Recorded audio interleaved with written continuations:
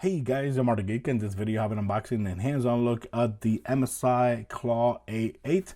Finally, this system comes out this week here in the United States. It did come out a little bit earlier, like a couple months ago in Europe and other countries, but officially it comes out this Friday. I actually got it a couple days earlier, but luckily this is what I wanted. The screen, I really like it. Spec wise, it's very similar to the Xbox Ally X. So there it is. So we're going ahead and unbox it.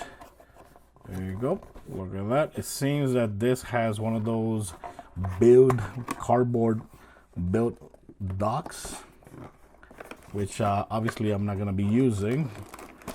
And there it is, the system. I decided to go ahead and get the white one. I'm a huge fan of white color systems, but it is available in the very popular it's like a neon green or Lambo green, I think they call it. Very beautiful. And you got the controls, not the controls, the charging cable. We got some manual there, and basically that's it. Okay, has no case whatsoever. Okay, there's an instruction manual here. MSI Claw, startup guide, no stickers or anything like that. And of course the charging cord adapter is actually a 65 watts. 65 watt charging adapter, which I believe is the same size as the other device that I have as well. And of course the device is here. Oh man, I'm gonna definitely love this size of the screen. Look at that. Wow, this feels really light compared to the, yeah man, I don't know if it's lighter than the ROG Xbox Ally X, but this does feel light. And one thing that I was worried about is these edges right here. Like, see, it looks like angled edges, but it honestly feels good in the hand because it has this grip right here, which makes it have a very good grip compared to the Steam Deck is a little bit more curvy. This one, the grip is actually more pronounced. So right away, I'm telling you, right away I'm liking the way that feels. And look how it looks thick wise. And over here in the top, you got the power button, which is also fingerprint as well. You got two USB-C ports, and these two ports are actually 4.0. On the ROG Xbox Ally X, one is 4.0 and the other one is 3.2, I believe. So you got two there. Micro SD card, volume up and volume down, and of course headphone jack right there. You got exhaust right there. In the back, this is how it looks. Let me take this out. There you go. You got the MSI logo there. Now, I've never had an MSI device ever, not even a laptop or not even accessory for computers. So this is gonna be my first MSI device I ever purchased. You got rear buttons. Not bad. I like it. I like how it looks. And of course the front screen. Gonna take this out. Nice. Look at that. No. Let me see if this has power or if I need to plug it in. Because sometimes they come out of the box all drained out, or sometimes you have to plug it for the first time, which I have a cable here ready for that, just in case. Let's see. Okay, I had to press the button there for like around 5 seconds. And of course, this is gonna start, and I'm going to need to obviously sign in into Windows because this is a Windows handheld device. And one thing that I'm super curious is if it's going to come out of the box with Windows Xbox full experience, because it is officially already released for the MSI Claw A8, but most likely we're going to have to download all that, sign in into my accounts and all that. So I'm going to go ahead and set this up, and then I'm going to continue with the video. Okay, so here we are back again. We're basically 2 days after I received the device and did the unboxing, And I already did all the updates. Of course, just like every Windows handheld device, you have to do all the Windows updates. You also have to do the launcher update, which is MSI Center or M Center. Once you do that and finish all the updates, you're gonna get like a little splash screen that actually says that you have Windows full Xbox experience, which is awesome out of the box. And of course, the number one reason that I like this device is because of the screen. You know, the screen is an 8-inch screen, FHD plus, 1920 by 1200p, 120 hertz, VRR, and it's actually 16 by 10. So everything on this screen actually is gonna look pretty good. I love it a lot more than the ROG Xbox Ally X, because the Xbox Ally X is a 7-inch 16 by 9 screen, and you can clearly see here that the image is going to be a lot more bigger because of the 16 by 9, which is freaking awesome. Right here, like you see, it actually launched to M Center. Why did it launch to M Center? Let me see if I actually made oh yeah, this is why it launched to M Center. I accidentally turned this on because I was messing with this on before making this video. Make sure you actually turn this off. This, it says set MSI Center as default startup screen. Make sure you turn that off. That way when it launches, it just launches straight to the Xbox full experience. So make sure you actually turn that off. And once you turn that off, here I could just turn it off right here. So you can activate it here, or activate it like that. Over here, this button right here is actually gonna show you the quick settings panel right there. Like you see, you got the MSI Center right there, which from here you can actually control the TDP. You got AI, endurance, or manual. I prefer manual, so right now I have it like around 22 TD watts. That's how I have it. Brightness, you can control the brightness here. The volume, you can control the volume here as well. And over here you got gamepad, FPS limiter, the real-time monitors. It's actually pretty damn cool. You have it like that, medium, large, small like that, or like that. I like it like that as well, or like that full completely. And over here you can actually switch bottom or top. I like that it has those options. That's pretty damn cool. I like that. Really like that. And off. Right now I prefer to keep it like this. No, not like that, but I actually prefer to keep it like this. Just the FPS right there in the middle, and that's how I actually prefer to have it. But you have CPU off. You could also control the right here. You can actually go to 60 hertz, or you could go ahead to 120 hertz. CPU boost, I'll leave it on. You could take screenshots right there. Free memory, and basically that's it. When you go to the side like this, you like to see you got the Windows game bar features just like on the Xbox Ally X. You have them all right here. Same thing, the button actually works like the Xbox button on the Ally X, which is like that. Very cool. That's awesome. And of course, like I said before, spec wise, this is basically the same as the Xbox Ally X, because it has the CPU is an AMD Ryzen Z2 Extreme, which is the same as the Xbox Ally X. Also 24 gigabytes of RAM, LPDDR5. It has a 1 terabyte storage, which is the 2280 type of SSD card. And of course, when it comes to the GPU, it's actually AMD Radeon 890M, and battery size is the same. I believe it's the same, 80 watts per hour with a 60 watts power delivery adapter. The other advantage here that you don't have on the Xbox Ally X is this right here. This has 2 USB-C ports, but both of them are actually 4.0. So that means you actually have Thunderbolt 4.0 on both of these. On the Xbox Ally X, of course, it's a little bit, it's one of them is 3.0 or 3.2. The other one is 4.0. Let's go and show you guys here the size. Look, the size of this and the size of that. The screen wise, you can clearly see how different they are in size.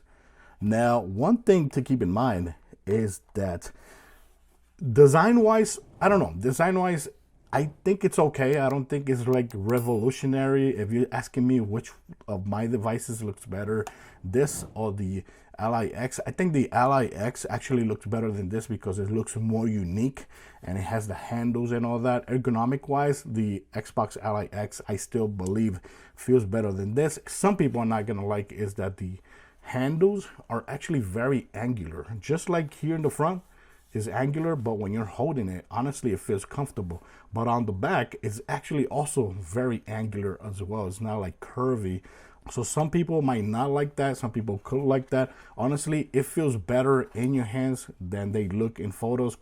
On the photos, you might look at this and say, oh my God, look at all those angles. It has to be a very uncomfortable device to hold. And that is totally not true. It does feel comfortable in your hands, and those angular portion on the back honestly feels like it actually has handles when you're holding the console. So for me, ergonomic wise, it is okay. It's not the greatest, but it is okay. One thing that I don't like about the device so far is the vibration. I saw this on video and I had to test it myself, and yes, it is true. The vibration is not good. So when you go here to settings, I was going to show you guys, no, not in settings, but in control mode, you got gamepad mode, and over here you got key mapping. You can control the sticks, the triggers you can control there. You got calibration, you got gyro, you can turn it on or off and control the sensitivity. I have it off because I don't use gyro. But when it comes to the vibration, I have it on 20. And the reason I have it on 20 is because when it comes to the vibration, I don't like my consoles to vibrate that much. You know, I just don't like it. And also, the number one reason I put it lower is because the way it sounds. So right now, by default, when you take it out of the box, it's going to be at 50. You can actually make one side vibrate more than the other, which is cool. When you go test here, that's how it sounds. And that sound, I was actually getting it when you actually switch. When you switch between slides, you can actually hear the sound as well. So that, I found it so weird that was sounding so hard or loud. I'm going to put it on 100, so that way you guys can hear it a lot more. If you put this at 100, look at the sound. That's insane. The vibration actually feels good, but the sound that it does, it just, I don't like that. I really don't like that. So, of course, I'm gonna keep it at 20 because it has a little bit of vibration and it keeps it a little bit quieter. But you can still, if you're trying to listen to the vibration at 20, you're still gonna listen to it. But it's gonna be very light. So yeah, that's one thing that I do not like about this device, the vibration.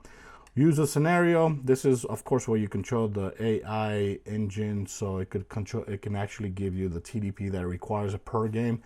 I don't think that's going to be very accurate. You could go endurance, which is going to give you more battery life, or you could go manual, and from here of course I keep it on 22, but if you could go ahead and put it on 20, which is the sweet spot for a lot of people, but you can actually go all the way up to 35. 35 is actually pretty damn good, but the battery life is going to be burning a lot of battery life, even though, but graphic wise, the games should perform a little bit better too. I like to keep this down like this, right, and then put the number one portion here to number 22, and then everything goes up the same. That's how I like to keep it.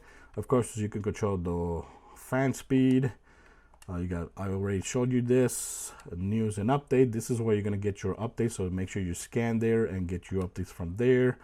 And of course, settings, which I already showed. Now these lights, yes, you can turn them off if you don't like. You go to Mystic Light here, and you got this, which is steady.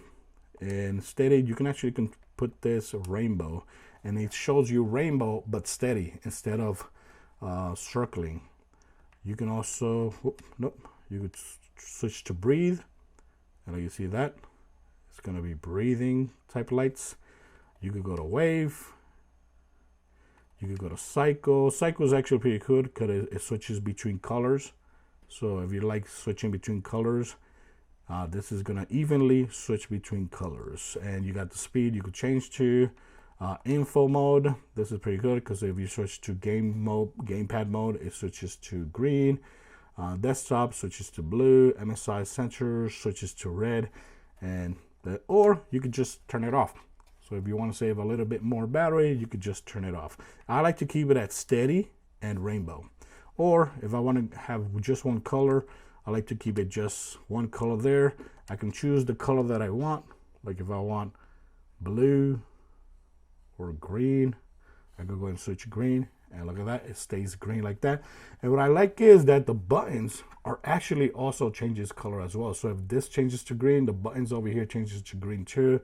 If it changes to blue or purple, boom, this switches to purple, and the buttons as well, they also switch to purple as well. So you can't actually make the colors of the buttons different from the stick. That's something that you cannot do. Once you do that, apply.